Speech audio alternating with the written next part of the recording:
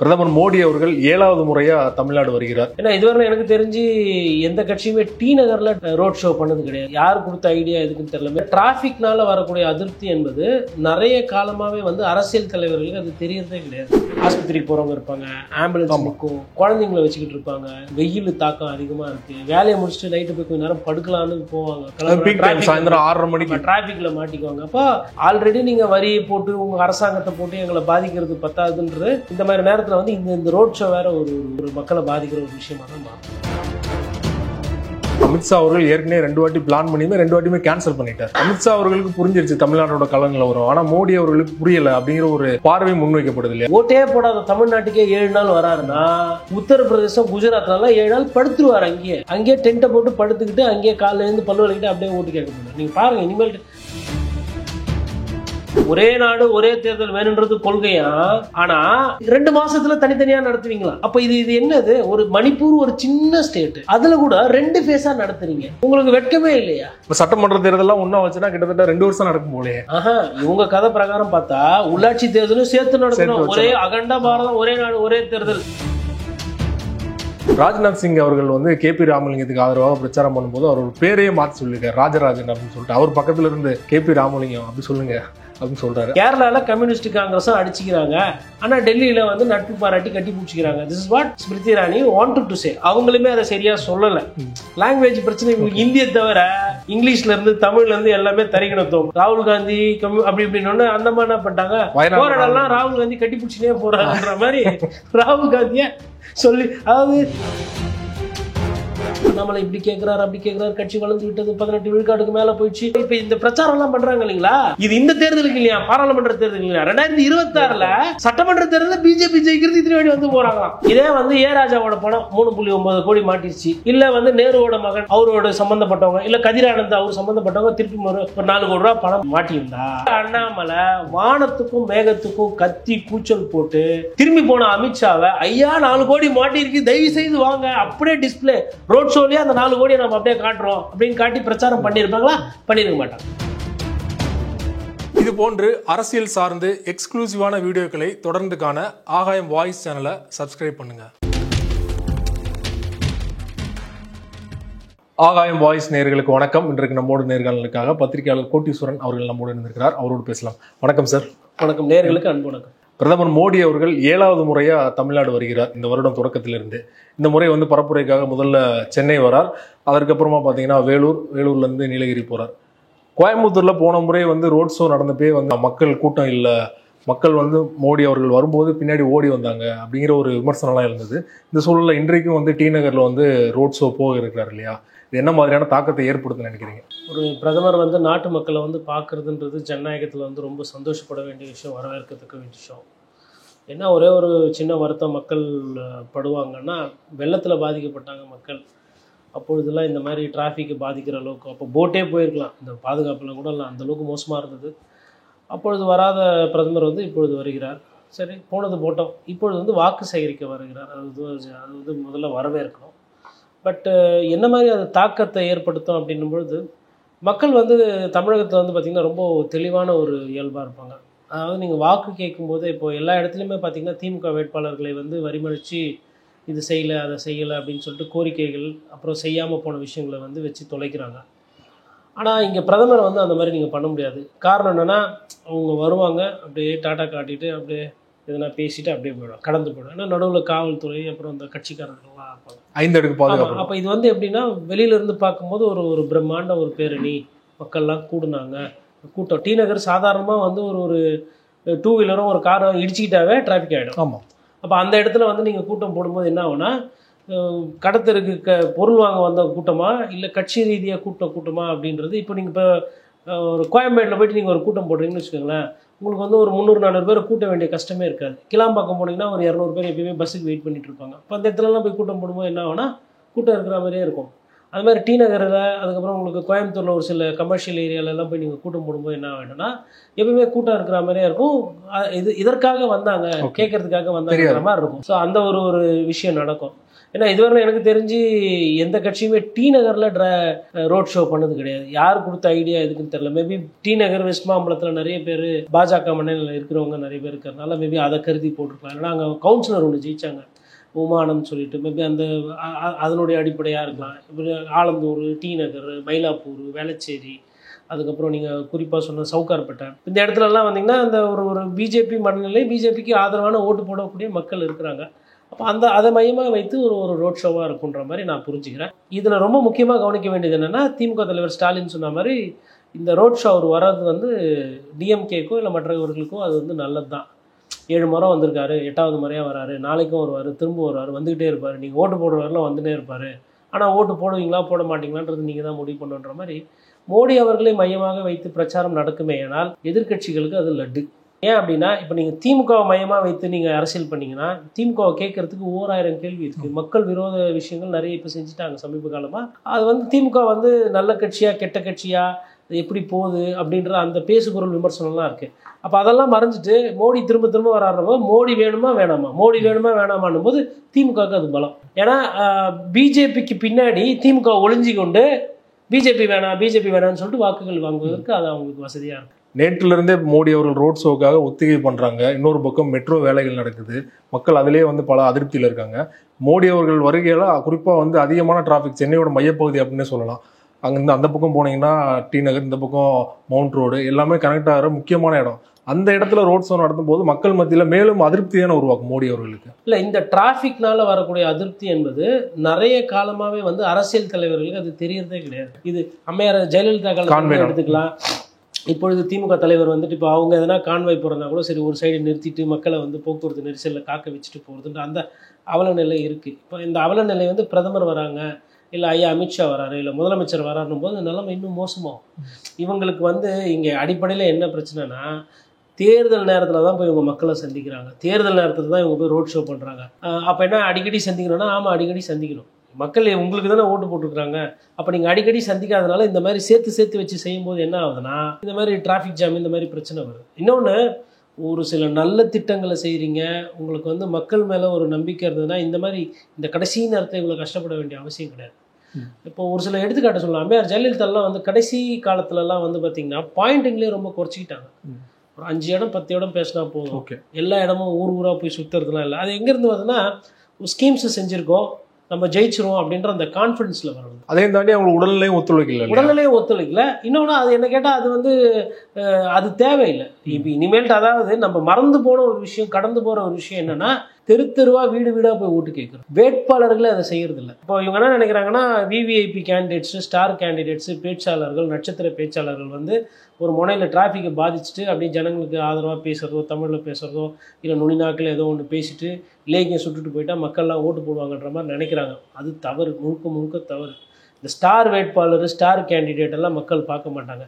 இந்த நபரால், இந்த வேட்பாளரால் எனக்கு எதனா நம்பி கிடைக்குமா கிடைக்காதா, இது ஃபஸ்ட்டு பார்ப்பாங்க. ரெண்டாவது, யாருக்காக அவங்க ஓட்டு கேட்குறாங்க, பிரதமர் வேட்பாளர் யார் அப்படின்றதான் பார்ப்பாங்க. அதனால் இது வந்து நீங்கள் சொன்ன மாதிரி கண்டிப்பாக வந்து மக்களுக்கு வந்து ஒரு வெறுப்பு தான் வரும். அது யாராக இருந்தாலும் சரி, அது திமுக பேரணியாக இருந்தாலும் சரி, அதிமுக பேரணியாக இருந்தாலும் சரி, பிஜேபியாக இருந்தாலும் சரி. நாளைக்கு ராகுல் காந்தியே வராரு, ராகுல் காந்தி வர இடத்துல கூட்டம் பயங்கரமாக சேருது அப்படின்னா ஒரு 10 பேர் சந்தோஷப்பட்டால் 10 பேர் வந்து ரொம்ப விமர்சனம் பண்ணுவாங்க. இது தேவையா, ஒழுங்காக அரசியல் பண்ண முடியல, இங்கே வந்துட்டாங்க பேரணி போகிறதுக்கு எதுக்கு அப்படின்னாங்க. இப்போது ஆஸ்பத்திரிக்கு போகிறவங்க இருப்பாங்க, ஆம்புலன்ஸ் நிற்கும், குழந்தைங்களை வச்சுக்கிட்டு இருப்பாங்க, வெயில் தாக்கம் அதிகமாக இருக்குது, வேலையை முடிச்சுட்டு நைட்டு போய் கொஞ்சம் நேரம் படுக்கலான்னு போவாங்க, சாயந்தரம் 6:30 மணிக்கு டிராஃபிக்கில் மாட்டிக்குவாங்க. அப்போ ஆல்ரெடி நீங்கள் வரியை போட்டு உங்கள் அரசாங்கத்தை போட்டு எங்களை பாதிக்கிறது பத்தாதுன்ற இந்த மாதிரி நேரத்தில் வந்து இந்த ரோட் ஷோ வேறு ஒரு மக்களை பாதிக்கிற ஒரு விஷயமா தான் மாறும். இப்போது பிரதமர் மோடி அவர்கள் முன்னாடியே சொன்னது மாதிரி 7வது முறையாக வராரு இல்லையா தமிழ்நாடு. ஆனால் அமித்ஷா அவர்கள் ஏற்கனவே 2 வாட்டி பிளான் பண்ணியுமே 2 வாட்டியுமே கேன்சல் பண்ணிட்டார். அமித்ஷா அவர்களுக்கு புரிஞ்சிருச்சு தமிழ்நாட்டோட கலங்களை வரும், ஆனால் மோடி அவர்களுக்கு புரியலை அப்படிங்கிற ஒரு பார்வை முன்வைக்கப்படுது இல்லையா. அமித்ஷா அவர்களுக்கும் மோடி அவர்களுக்கும் கள நிலவரம் தெரியாது அப்படின்றத நம்ம சொல்ல முடியாது. ஓகே, ஒட்டுமொத்த இந்தியாவில் என்னென்னலாம் வேலை பண்ண முடியுமோ அத்தனை வேலையும் பண்ணி அது ஜனநாயக படுகொலையோ இல்லை நாசகார செயலோ அதை பற்றிலாம் அவங்களுக்கு கவலை கிடையாது. ஒரு இடத்துல ஓட்டு வாங்கி ஜெயிக்க முடியும்னா அது என்ன கிரிக்கெட் எதுவாக இருந்தாலும் சரி அதை பண்ணி ஜெயிக்கக்கூடிய சக்தியும் பலமும் படைத்தவர்கள் தான் இது 2 பேர். அப்போ இவங்களுக்கு வந்து தமிழகத்தில் நமக்கு ஓட்டு இல்லைன்னு தெரிஞ்சு வராங்க அப்படின்றது வந்து கொஞ்சம் ஃபார்ஃபிச். ஏன் அவர் அமித்ஷா அவர்கள் வரலன்னா, இன்னைக்கு வட இந்தியாவிலேயே பிரச்சனை. வட இந்தியாவிலேயே வந்து ஃபர்ஸ்ட் சொன்ன அந்த 200, 250, 300, 350, 400, 2000, 4000, 6000 படத்தில் சொல்லுவாங்க. இந்த மாதிரி 400 சொல்லிட்டு இப்போ அந்த 400 வராது அப்படின்றது அவங்களுக்கே அங்கே ஒரு சில ரிப்போர்ட்ஸ் வருது, இன்டர்னல் ரிப்போர்ட்ஸ் வருது, கட்சிக்காரர்கள் சொல்கிறாங்க, பத்திரிகையாளர் சொல்கிறாங்க. அந்த காரணத்தினால என்ன பண்ணுறாரு, அவரோட பேஸை சரி பண்ணுறதுக்கு போயிருக்காரு. இப்போ உங்களுக்கு உத்தரப்பிரதேஷ்லையோ இல்லை மத்திய பிரதேஷ்லையோ இல்லை பீகார்லேயோ வாக்குகள் குறையுதுன்னா 250க்கே மோசம். அப்புறம் எங்கேருந்து 400 வர்றது? இங்கே என்னதான் கரடியாக கத்தினாலும் 4-5 சீட்டுக்கு மேலே மிஷினையே மாற்றினாலும் 5 சீட்டுக்கு மேலே தேராது அதிமுகவோட சேர்த்து. எப்படி பார்த்தாலும் 35-30,000 போயிடுச்சு கையை விட்டு அப்படின்ற அந்த கருத்து தெரியும். அப்போ நான் இங்கே உழைச்சி இங்கே கஷ்டப்படுறதுக்கு நான் அங்கே ஹிந்தி பேசுகிற இடத்துல போயிட்டு நான் ஹிந்தியில் கொஞ்சம் கரடியாக கத்தி கஷ்டப்பட்டேன்னா அங்கே எனக்கு மறுபடியும் இந்த சரிவிலேருந்து நான் திருப்பி அதை சரி செய்யணும் அப்படின்றது தான் புரிதல். இல்ல அமித்ஷா அவர்கள் மாதிரியே மோடி அவர்களும் வட இந்தியாவை ஃபோக்கஸ் பண்ணலாம் இல்லையா? இங்கதான் அடுத்தது போவார் சிங்க. அதாவது ஒவ்வொரு தேர்தலுமே வந்து தன்னுடைய தேர்தல் உழைப்பை வந்து அதிகரிக்கக்கூடிய தன்மை படைத்தவர் தான் பிரதமர் மோடி. ஓகே, இப்போ ஓட்டே போடாத தமிழ்நாட்டுக்கே 7 நாள் வராருன்னா உத்தரப்பிரதேசம் குஜராத்லாம் 7 நாள் படுத்துருவார். அங்கேயே டென்ட்டை போட்டு படுத்துக்கிட்டு அங்கேயே காலையில இருந்து பல்லு வலிக்கிட்டு அப்படியே ஓட்டு கேட்க போயிடுவார். நீங்க பாருங்க இனிமேல் இன்னும் அதுதான் 2 மாசம் வச்சிருக்கிறோம். எதுக்கு 2 மாசம் வச்சிருக்கிறோம் நாங்க கேப்பு? ஊரா போயிட்டு பாய் தலைகாணிலாம் எடுத்துன்னு போயிட்டு கடைசி தேர்தல் இதுக்காக இந்த வாட்டி வாய்ப்பு கொடுங்க, அது ட்ராமாலாம் நிறைய நடக்கும். ஏன்னா மக்கள் வந்து என்ன பண்ண அப்படின்னு கேட்கறதுக்கு முன்னாடியே நம்ம வந்து எதனா ஒன்று அவுத்து விட்டுணும். ஒரு வேடிக்கையான ஒரு விஷயத்த பண்ணுறதோ இல்லை உணர்ச்சி வசப்பட்டு பேசுகிறதோ இல்லை அழுகுற மாதிரி பேசுறது. இந்தியாவை வந்து நேற்று நைட்டு பாரத தாய் கனவுல வந்தாங்க மகனே அப்படின்ற மாதிரி இது மாதிரி இல்லாதனா ஸ்டண்ட்லாம் வரும். அதுக்கு தான் இந்த 2 மாதம் கேப். அதாவது ஒரே நாடு ஒரே தேர்தல் வேணுன்றது கொள்கையா, ஆனால் 2 மாசத்துல தனித்தனியாக நடத்துவீங்களா? அப்போ இது என்னது? ஒரு மணிப்பூர் ஒரு சின்ன ஸ்டேட்டு, அதில் கூட 2 ஃபேஸாக நடத்துறீங்க. உங்களுக்கு வெட்கமே இல்லையா? இப்போ சட்டமன்ற தேர்தலாம் ஒன்றா வச்சுன்னா கிட்டத்தட்ட 2 வருஷம் நடக்கும் போலயே. இவங்க கதை பிரகாரம் பார்த்தா உள்ளாட்சி தேர்தலும் சேர்த்து நடத்தணும். ஒரே அகண்ட பாரதம் ஒரே நாடு ஒரே தேர்தல். அப்போ ஊராட்சி மன்றம், உள்ளாட்சி அமைப்புகள், மாநகராட்சி அதுவும் ஒன்றா நடக்கணும், சட்டமன்றத்துக்கும் ஒன்றா நடக்கணும், பாராளுமன்றத்துக்கும் ஒன்றா நடக்கணும். அப்போ இதுக்கெல்லாம் ஒன்றா நடந்தால் 1.5 வருஷம் 2 வருஷம் இவங்க தேர்தல் நடத்த முடிக்கிறதுக்கே ஆகும். இதுதான் இவங்களுக்கு. அதாவது பிடிஆர் வந்து ஒரு பேட்டியில் சொல்லியிருந்தார், அதாவது ஜனநாயகப்படி முறைப்படி அதுலலாம் எந்த மாற்றமும் கிடையாது, தேர்தல் அப்படியே தான். ஆனால் அன்னைக்கு இருந்த டெக்னாலஜி என்ன, இன்னைக்கு இருந்த டெக்னாலஜினா 20 வருஷத்துக்கு முன்னாடி 15 வருஷத்துக்கு முன்னாடி 20 நாள் 30 நாள்ல ஒட்டுமொத்த இந்தியாவுக்கு தேர்தலை நடத்தி முடிச்சுட்டு வாக்கு எண்ணி சொன்னாங்க. ஆனால் இவங்களுக்கு 2 மாசம் மேலே ஆகுது. அப்போ என்ன அர்த்தம்னா மோடி அவர்களுக்கு எப்படிலாம் வேணுமோ அப்படிக்கேற்ற மாதிரி அதற்கேற்றார் போல் அவங்க செட்டிங் பண்ணி கொடுக்குறாங்க தேர்தல் ஆணையம். 10 நாள் குஜராத்தில் பிரச்சாரம் பண்ணணுமா, சரி ஓகே இத்தனி ஃபீஸ் போடுங்க. உத்தரப்பிரதேஷ்க்கு 1 மாதம் அவர் அங்கேயே இருக்கணுமா, அப்போ உத்தரப்பிரதேசத்தை பாகமாக தள்ளி போடுங்க. தமிழ்நாட்டுக்கு ஒரே ஃபேஸு முதல்ல போடணுமா? தமிழ்நாட்டில் எந்த தலைவருமே ரெடியே கிடையாதுங்க. எல்லாரும் வந்து இப்போ குத்துதே குடையுதே, நிறைய பேருக்கு சுகரு பிபி மாத்திரெல்லாம் போட்டுக்கணும், மயக்கம் வருது, உடம்பு சொகப்பட்டு போச்சு. இல்லை வந்து மயக்கம் வருதுன்னு உடம்பு சொகப்பட்டு போச்சு. ஏசி காரில் ஏற்றிக்கிறது, மக்கள் பிரச்சனை புரியுறது கிடையாது. கேட்டால் திராவிடன்றது இந்த சைடு, அந்த சைடு கேட்டால் சனாதனன்றது. சனாதனமும் திராவிடமும் சோறு போடுது 3 வேளை. உழைச்சி சம்பாரிச்சு எத்தனை வரியை கட்டினாதான் அரசாங்கமே நடக்குது. இந்த கொள்கைகளுக்கே பேசிக்கிட்டு ரொம்ப நாளாக வந்துட்டு அரசியல் பண்ணிட்டாங்க. அதனால இப்போ அவங்களால ஒரு சில வேட்பாளராக இன்னும் போய் பார்க்கவே இல்லை மக்களை. இன்னும் எத்தனை நாள் இருக்குது? 10 நாள் ஆயிடுச்சு, இன்னும் 8 நாள் தான் இருக்குது கையில். 8 நாளில் எங்கேருந்து போய் பார்க்குறது? பாதி தொகுதி கூட போய் கவர் பண்ணல, ஓட்டு கேட்கறதுக்கே முடியல. அந்த லெவலில் தான் போகுது அரசியலோட லட்சணம். அதனால் வந்து இந்த தேர்தல் வந்து பார்த்திங்கன்னா இந்த மாதிரி ஃபாஸ்ட் ஃபுட் காலமாக தான் போகும். அதாவது பிரதமர் வந்துட்டு இப்படி சிக்ஸாக டி நகரில் கொஞ்ச நாள் இந்த படத்துலலாம் காட்டுவாங்கல்ல, வேகமாக அப்படி எடிட் பண்ணுற மாதிரி, அந்த மாதிரி போயிட்டு ஃபாஸ்ட் ஃபார்வர்டிங் மாதிரி போயிட்டு மக்கள் மூஞ்சி தெரியாது என்ன சொல்ல வராங்க எல்லாருக்கும் தெரிஞ்சுக்கணும்ல. நான் என்ன கேட்குறேன்னா, வேட்பாளர் வீடு வீடாக போய் ஓட்டு கேட்கலாம்ல. அதாவது எங்கள் ஓட்டெல்லாம் வேணும். நான் என்ன கேட்குறேன்னா, எங்கே என் வேட்பாளர், அது எந்த கட்சினா இருக்கும், வீடு வீடாக வர்றது கிடையாது. இப்போ நீங்கள் இந்த உங்க ஏரியா வேட்பாளர் இங்கே வந்தாரா? முன்னாடியே வரமாட்டார் அவரு. அப்புறம் இப்போ எங்கே இப்போ 4 நாளாக கம்மி இல்லை.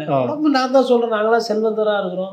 வட சண்டை, மத்திய சண்டை, தென் சண்டைலாம் செல்வந்தர்கள் இருக்கிற வேட்பாளர்கள். நீங்கள் போய் பாருங்கள் ரோட் ஷோ போகும்போது. அதாவது இப்போ ஒரு சிலர் சொல்லுவாங்க புத்திசாலி தெரியுமா, பிரச்சார நேரத்தில் கூட வேட்பாளர் சுற்றுல ரோட் ஷோ பண்ணனா எப்படின்னா, ரோட் ஷோவை தான் எதிர்க்கிறேன், பிரச்சாரத்தை எதிர்க்கல. முந்தைய காலத்தில் என்ன பண்ணுவாங்க, ஒருத்தர் ட்ரம்ஸ் அடிச்சுன்னு போவார், ஒரு 4 பேர் கரகாட்டம் ஒயிலாட்டம் இல்லை இந்த குட்டி பசங்க பொம்மை மாதிரி போட்டுக்கிட்டு ஏதோ ஒரு 4 பேர் போவாங்க. அப்புறம் துண்டு பிரசுரம் கொடுப்பாங்க. பின்னாடி அந்த கட்சியினுடைய முக்கிய நிர்வாகிகள் நடந்து வருவாங்க. அதுக்கு பின்னாடி வேட்பாளர் வருவார். அம்மா நான் தாம்மா வேட்பாளர், இந்த சின்னத்தில் நிற்கிறேன், போட்டு போடுங்க, கையில் காலில் ஊறேன், ஏதோ ஒன்று சொல்லுவார், தண்ணி தரேன், அதை தண்ணி தரேன், கொசு கடிக்குதுப்பா நைட்லன்னு வாங்க, நாய் சுற்றுமா, அதெல்லாம் கவுன்சிலர் இருந்து தான் பண்ணணும்னு சொல்ல மாட்டாங்க. அதையும் நானே பண்ணி தரேன்னு யார் பாராளுமன்ற உறுப்பினர் நிற்கிறவர் எல்லா வாக்குறுதியும் கொடுத்துட்டு கையெடுத்து கும்பிட்டுட்டு போவார். அந்த சம்பவம் இப்போ நடப்பது இல்லை. அதுதான் முக்கியம். எனக்கு என் வேட்பாளர் வந்து என்னை பார்க்கணும், என்னை சந்திக்கணும், என்கிட்ட நேரம் கேட்கணும், என் ஓட்டை போட சொல்லி அவர் கேட்கணும். நம்ம இப்படி டாட்டா காட்டுறீங்க, எல்லாரும் வண்டியில் ஏறிக்கிறீங்க, இப்படின்னு மெயின் ரோட்லேயே போகிறீங்க. மெயின் ரோட்லேயே இருக்கவங்க ஓட்டு போட்டால் போதுமா? சந்து பந்தில் இருக்கிறவங்களாம் ஓட்டு போட வேணவா? அங்கே தான் பிரச்சனை. இது எங்கேருந்து வருதுன்னா இந்த பண திமிரு, பண அதிகார குவியல். அதனால வந்துட்டு எல்லாம் நட்சத்திர வேட்பாளராக போட்டிருக்கிறீங்க. யாரும் போய் தெருவாக கேட்கறதில்ல, ஓட்டு கேட்கல. அதனால நம்மளது மத்திய சென்னை, அவங்க அப்போவே வரமாட்டாங்க, ராஜா ஓட்டு கண்ணுக்குட்டி. இப்போ கேட்க வாங்கணும், ஜெயிச்சிருவோம். அப்படி இருக்கும்போது எதுக்கு வீடு வீடாக போய் கேட்டுன்னு? இப்போது பிரதமர் மோடி அவர்களையும் தாண்டி முக்கியமான ஒன்றிய அமைச்சர்களும் தமிழ்நாடு வந்து சுற்றி பிரச்சாரம் பண்ணிட்டு இருக்காங்க. நீங்களும் பார்த்துருப்பீங்க. ராஜ்நாத் சிங் அவர்கள், நட்டா அவர்கள், பாஜக தலைவர், இன்னொரு புறம் ஸ்மிருதி இரானி.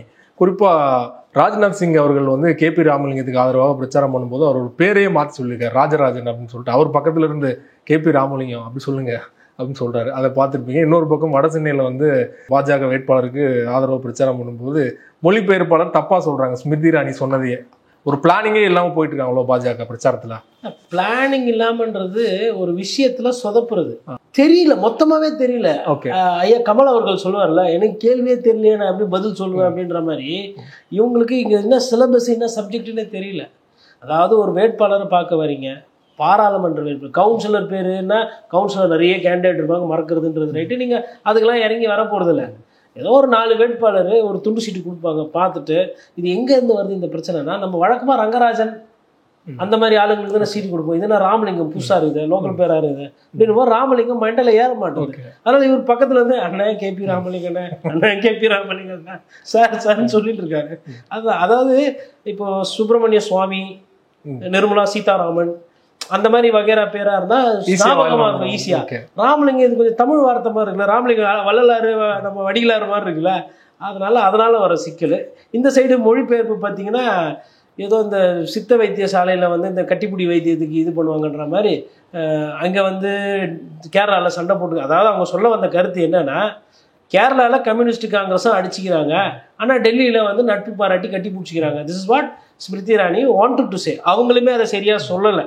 லாங்குவேஜ் பிரச்சனை இவங்களுக்கு. இந்தியை தவிர இங்கிலீஷ்ல இருந்து தமிழ்ல இருந்து எல்லாமே தரிக்கணும். அவங்க என்ன சொல்லியிருக்கணும், மேடம் என்ன சொல்லியிருக்கோம் மினிஸ்டர் பேசும்போது, Congress and communist party are fighting in Kerala, but various in when it comes to Delhi they are exchanging love and affection.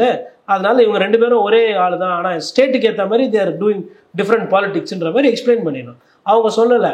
ராகுல் காந்தி அப்படி இப்படின்னு அந்த மாதிரி என்ன பண்ணிட்டாங்க, போராடலாம் ராகுல் காந்தி கட்டி பிடிச்சினே போறாருன்ற மாதிரி ராகுல் காந்திய சொல்லி, அதாவது பக்கத்தில் இருக்கலாம் திருன்னு முழிக்கிறாங்க. என்ன சொல்றதுன்னே புரியல. அதாவது நீங்க 1000 சொல்லுங்க, சென்னையில வந்து இங்கிலீஷ் நாலேஜ் அதிகமா இருக்குன்னா அதற்கு வந்து அறிஞர் அண்ணா போட்ட விதை. அந்த இடத்துல வந்து உங்களுக்கு தமிழும் சரியா வரல, இங்கிலீஷும் வரல, ஹிந்தி பேசினா இவங்களுக்கு புரியல, இந்த பிரச்சனை எல்லாம் இருக்கு. அதுவும் பாருங்க, படையெடுத்து வராங்க. ராஜ்நாத் வராரு, ஸ்மிருதி இரானி வராரு, நட்டா வராரு, அமித்ஷா வந்துட்டு வர வேண்டியவர் தள்ளி போறாரு, பிரதமர் 7 வாட்டி வந்துட்டார். அப்படி என்னன்னா, ஏன் அந்த அத்தனை வாட்டி வராங்க அப்படின்னா, 40 சீட்டு பொதுவாக 25 சீட்டுக்கு மேலே ஒரு மாநிலத்தில் இருந்தாலுமே அங்கே வந்து ஒரு 3-4 கட்சி இருக்கலாம். அதாவது இப்போ நீங்கள் கர்நாடகா எடுத்திங்கன்னா 28 நாடாளுமன்ற உறுப்பினர். அப்போ வந்து அங்கே வந்து பார்த்திங்கன்னா காங்கிரஸ் இருக்குது, பிஜேபி இருக்குது, ஜனதாதள் இருக்குது. அந்த 3 கட்சியுமே ஓரளவுக்கு வாக்கு விகிதாச்சாரம் வச்சிருக்கு. அதே மாதிரி நீங்கள் மேற்கு வங்கமோ இல்லை பீகாரோ எடுத்திங்கன்னா 40 சீட்டு, 42 சீட்டு. அங்கேயுமே பார்த்தீங்கன்னா 5லேருந்து 7 கட்சிகள் இருக்குது. இப்போ பீகார் எடுத்திங்கன்னா உங்களுக்கு காங்கிரஸ் இருக்குது, பிஜேபி இருக்குது, ஜனதாதள் இருக்குது, ஆர்ஜேடி இருக்குது, மாநில கட்சிகளும் இருக்குது, தேசிய கட்சிகள் இருக்குது. ஆனால் தமிழகத்தை பொறுத்தவரையிலும் பார்த்தீங்கன்னா மாநில கட்சிகள் ஒண்டி தான் வந்து வேரூன்றி இருக்கிறது. காங்கிரஸ் முந்தைய காலத்தில் இருந்தது, காங்கிரஸே இன்னைக்கு கைட்டி விட்டுட்டு ஒன்றும் இல்லாமல் ஆக்கியாச்சு. திமுக கூட்டணியிலேருந்து காங்கிரஸ் இன்னைக்கு வெளியில் போச்சுன்னா செல்லா காசு தான் தமிழகத்தில். அப்படி பார்க்கும்பொழுது என்னன்னா, இப்போ 40 சீட்டு இருக்கிற ஒரு மாநிலத்தில் குறைந்தது இன்னும் ஒரு கட்சி, இன்னும் 2 கட்சி இருக்கலாமே அப்படின்றதுல அது பிஜேபி ரொம்ப கிளியராக இருக்காங்க. அதனால தான் இங்கே இடம் இருக்குது, இவங்க நம்மளை விடமாட்டேன்றாங்க, இவங்களே 1-2 விளையாடிக்கிறாங்க, நம்மளை சேர்க்க மாட்டேன்றாங்கன்னு சொல்லி தான் 3வது ஒரு அணி அடித்து இந்த வாட்டி உள்ளே வந்திருக்கிறாங்க. அதே மாதிரி இந்த கூட இந்த ஆங்கில ஊடகங்கள், அதுக்கப்புறம் இந்த டெல்லியில் இருக்கக்கூடிய the nation wants to know, இந்த மாதிரி சொல்லுவோம் தி ஆனமலி எஃபெக்ட். அண்ணாமலைக்கு அவங்க சொல்ல ஆனமலி எஃபெக்ட்ன்றாங்க. BJP has got a charismatic leader. அப்போ கரிஸ்மாட்டிக் லீடர் அண்ணாமலைனா அப்போ ஐயா பேர் அண்ணா என்ன லீடரு, சாவுக்கு இன்னும் வேர்ல்டு ரெக்கார்டு, யாரும் அதை தொட்டு பார்க்க முடியல. ஐயா காமராஜர் கிங் மேக்கர். அதுக்கப்புறம் அம்மையார் ஜெயலலிதா குற்றவாளின்னு தெரிஞ்ச ஓட்டு போட்டு ஜெயிக்க வச்சாங்க. இதை எப்படி சொல்றது? கலைஞர் வீல் சேர்ல உட்கார்ந்தாலும் முதலமைச்சர். இப்ப இவரு கரிஸ்மாட்டிக் லீடர்னா அப்ப இவங்க எல்லாம் இந்த கேள்வி பிரச்சனை. இப்ப கரிஸ்மாட்டிக் லீடரே இல்ல தமிழ்நாட்டில், தான் இயல்பான உண்மை. ஆனா வட இந்தியால இருந்து சொல்றாங்க, என்ன சொல்றாங்க, அண்ணாமலை இப்படி கேட்கிறாரு அப்படி கேட்கிறாரு, கட்சி வளர்ந்து விட்டது, 18 விழுக்காட்டுக்கு மேல போயிடுச்சு. அதை போயிட்டு இப்ப என்ன சொன்னாங்க, 2026க்கு இப்போ இந்த பிரச்சாரம் எல்லாம் பண்றாங்க இல்லைங்களா, இது இந்த தேர்தலுக்கு இல்லையா, பாராளுமன்ற தேர்தல் இல்லையா, 2026ல சட்டமன்ற தேர்தலில் பிஜேபி ஜெயிக்கிறது இத்தனை வாட்டி வந்து போறாங்களாம். இது இது எதுக்கு சொல்றாங்கன்னு ஒன்றும் புரியல. ஒருவேளை ரிசல்ட் அவங்களுக்கு தெரிஞ்சு இந்த மாதிரி சொல்றாங்களா ஒன்றும் புரியல. அது இதுதான் அந்த கட்சி அந்த பிரச்சாரம் அடிக்கடி வந்து போறாங்க இல்லையா, இதெல்லாம் கணக்கில் வச்சுதான் அவங்க பண்றாங்க. இந்தியாவோட முன்னணி ஊடகவியலாளர் ஒருவரான ராஜ்தீப் அவர்கள் வந்து தேர்தல் பரப்புரையை கவர் பண்றதுக்காக தமிழ்நாடு தான் வந்திருக்கார். தமிழ்நாட்டில் பல ஏரியாவுக்கு போய் பார்த்ததில் அவர் வெளிப்படையாக சொல்றாரு, உங்களால் வந்து குஜராத் மாடல் சொல்றீங்க, உண்மையிலே வந்து திராவிட மாடல் தமிழ்நாடு மாடல் தான் வந்து ஃபாலோ பண்ணணும் அப்படின்னு வந்து தமிழ்நாட்டுக்கு ஆதரவு குரல் கொடுத்திருக்காரு. அது மட்டும் இல்லாமல் பெண்கள் முன்னேற்றம் குறித்தும் ஒரு விஷயத்த பேசியிருந்தா, நீங்களும் பார்த்துருப்பீங்க. பெண்கள் முன்னேற்றத்துக்கு வந்து தமிழகம் வந்து பார்த்தீங்கன்னா நிறைய விஷயத்துல முன்னோடியா இருக்கு. உதாரணத்துக்கு அம்மையார் ஜெயலலிதாவை வந்து இவங்க ஏத்துக்கிட்டாங்க. அப்ப என்ன அர்த்தம்னா, ஒரு பெண் தலைமை பண்பு இருக்கு அப்படின்னா அவங்கள தலைவராகவோ தலைவியாவோ ஏத்துக்கிறதுல தமிழர்களுக்கு எந்த விதமான மாற்று சிந்தனை இல்லைன்றது முதல்ல காட்டுது. அப்போ அதாவது பெண்லாம் வந்து எதுக்கு அரசியல் வரணும், அடுப்புதும் பெண்களுக்கு எதிர்க்கு அரசியல் இல்லை கல்வி அப்படின்ற அந்த எண்ணம் தமிழர்களுக்கு இல்லை. பெண்களை வந்து தாயாகவும் பார்ப்போம், நம்ம குழந்தையாகவும் பார்ப்போம். அந்த மனப்பான்மை இருக்கிற ஒரு மண் முதல்ல.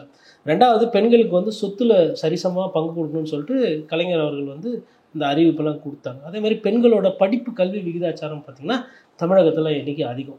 நீங்கள் உதாரணத்துக்கு இருந்தால் இன்ஃபோசிஸ், விப்ரோ, டிசிஎஸ், அது மாதிரி வந்து ஐடி கம்பெனி ஆகட்டும், இல்லை வந்து இன்ஜினியரிங் பேக்ரவுண்ட் ஆகட்டும், இன்றைக்கி வந்து பெண்கள் வந்து அதிகமாக படிக்கிறாங்க. அதாவது ஹையர் எஜுகேஷன் ரேஷியோன்னு சொல்லுவாங்க, அது வந்து அதிகமாக போகிறாங்க பெண்கள்.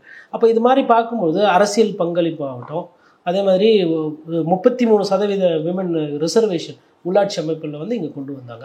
அதனால் வேறு சில பாதிப்புகள் வருது, அது இன்னொரு தலைப்பு. அவங்க வீட்டுக்காரங்க என்னென்னலாம் கொடுமைப்படுத்துகிறாங்க அப்படின்றது அது இன்னொரு தலைப்பு. அப்போ பெண்களை பொறுத்தவரையிலும் பார்த்தீங்கன்னா அந்த மற்ற மாநிலங்களோட ஒப்பிடும்போது பெண்களுக்கு கொடுக்க அந்த மரியாதை, கண்ணியம், முக்கியத்துவம் வந்து இங்கே கூடுதலாக கொடுக்கப்படும். இங்கே வந்து இந்த ஈவ் டீசிங்க, இந்த பெண்களை வந்துட்டு கொச்சைப்படுத்துறது அந்த மாதிரி இருந்தால் இன்றைக்கும் வந்து தமிழக ஆண்மகள் வந்து அங்கே யாருன்னா பார்த்தப்பா என்ன அந்த பொண்ணு விட்டு கலாட்டா பண்ணுறது, இந்த கேட்குற அந்த தட்டி கேட்குற அந்த மனப்பான்மை இருக்குது. பெண்களை வந்து சகோதரிகளாக பார்க்கணும், மனிதநேயம் கொஞ்சம் அதிகமாக இருக்குது. அதனால தான் இப்போ டெல்லியில் நடந்த அந்த பாலியல் பலாத்காரம் போலவோ, இல்லை அந்த மட்டமான அந்த உத்தரப்பிரதேசில் அடிக்கடி நடக்கக்கூடிய அந்த நாகரிகம் இல்லாத செயல்களோ, இல்லை மணிப்பூரில் பெண்களுக்கு நடந்த அநீதி மாதிரி இங்கே வந்து நமக்கு கிடையாது. காரணம்னா இதற்கு வந்து அரசியல்வாதிகள் உண்டி காரணம் கிடையாது. அடித்தடையில் தமிழர்களோட அந்த கண்ணியம், அந்த ஒரு பெண்ணை எப்படி அணுகணும், எப்படி பேசணுன்ற அந்த குறைந்தபட்ச நாகரிகம் வந்து நமக்கு அந்த மரபில் இருக்கிற காரணத்தினால் இந்த தன்மை இங்கே இருக்கிறது. அதனுடைய தன்மையை வந்து இவர் ராஜீவ் சர்தேசாய் வந்து இங்கே பார்க்கும்போது என்ன, பெண்கள் வந்து வெளியில் போகிறாங்க, ஜீன்ஸ் போட்டிருக்கிறாங்க, புடவை கட்டிருக்கிறாங்க, வேலைக்கு போகிறாங்க, வராங்க, ஒன்றும் ஒரு இது இல்லையே, எல்லாம் ஒழுங்காக இருக்க மாதிரி இருக்கு அப்படின்னு பார்க்கும்போது அவருக்கு வட இந்தியாவிலேருந்து வந்து பார்க்கும்போது இது பெரிதாக தெரிகிறது.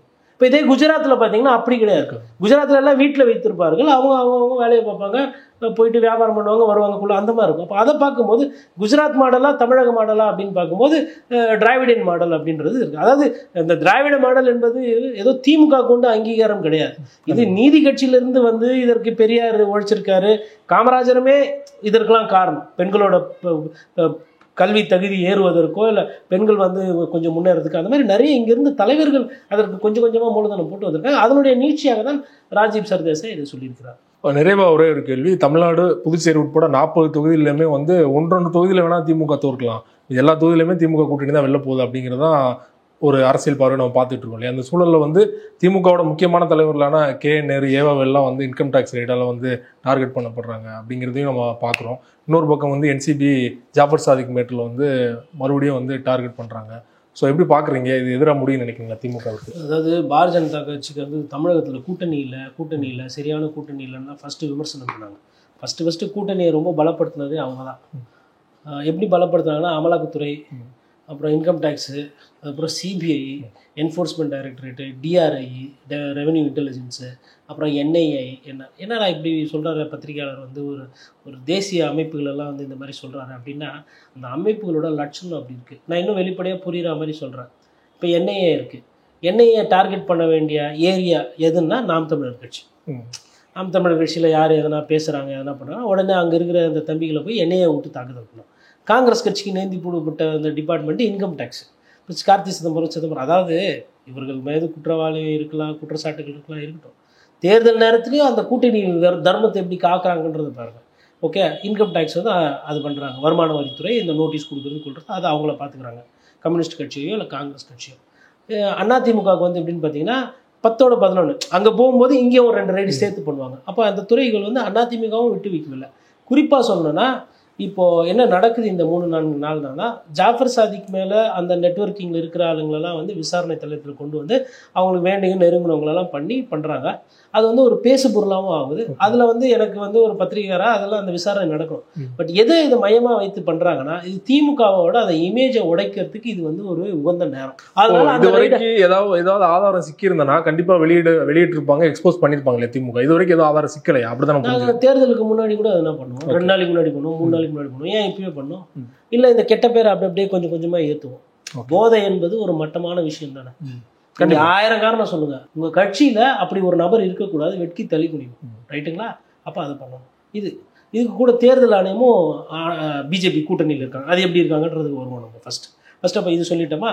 அதுக்கப்புறம் இப்போ 2 நாளாக என்ன நடக்குதுன்னா, இன்கம் டேக்ஸும் இடியும் வந்து வேறு சில ரைடெல்லாம் பண்ணிட்டு இருக்காங்க. குறிப்பாக சொன்னால் ஏழைகள் அதிகமாக வாழக்கூடிய அடையார், திருவான்மையூர், வேளச்சேரி, இது போல இடத்துலலாம், அபிராமபுரம், இந்த போல இடத்துல இருக்கக்கூடிய கான்ட்ராக்டர்கள் வீட்டிலலாம் ரைடு. இந்த எதுக்கு பண்ணுறாங்கன்னா, இந்த கான்ட்ராக்டர்கள் யாருக்கு இன்றைக்கி விசுவாசமாக இருப்பாங்க?